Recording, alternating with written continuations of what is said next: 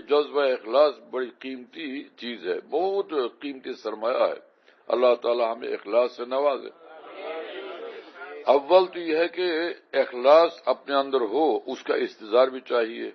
جب کام کرے تو اللہ کی رضا کا استظہار ہو کہ طلب رضا محبوب پاک کے لیے ہم یہ کام کر رہے ہیں، اس لیے کر رہے ہیں کہ ہمارے مالک خوش ہو جائے، اللہ تعالیٰ خوش ہو جائے۔ تو یہ استظہار ہونا، دل میں اس بات کو حاضر رکھنا، یہ بہت ضروری چیز ہے۔ بات سمجھ میں آئی میرے دوستو؟ آپ صلی اللہ علیہ وسلم نے فرمایا انما الاعمال بالنیات، اللہ تعالیٰ دیکھتے ہیں کہ تمہارے دل میں نیت کیا ہے، تمہارے دل میں دل کی نیت کیا ہے۔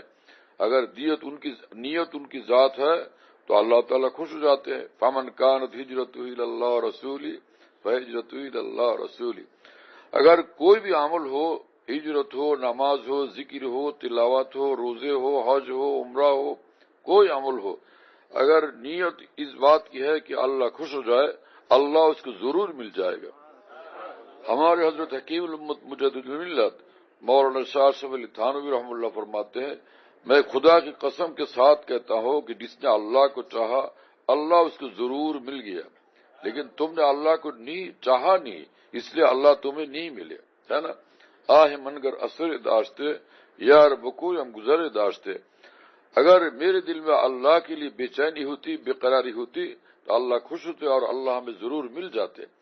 یہ اپنے اندر اخلاص پیدا کرنا بہت ضروری ہے، بار بار اس کی عادت ڈالے۔ جب عمل کرے تو اللہ اخلاص کا احتضار دل میں ہو، ہم یہ کام اللہ کے لیے کر رہے ہیں، ہم یہ کام اللہ کے لیے کر رہے ہیں، یہ استظہار ہو دل کے اندر، اخلاص۔ اللہ تعالی ہمیں توفیق عطا فرمائے۔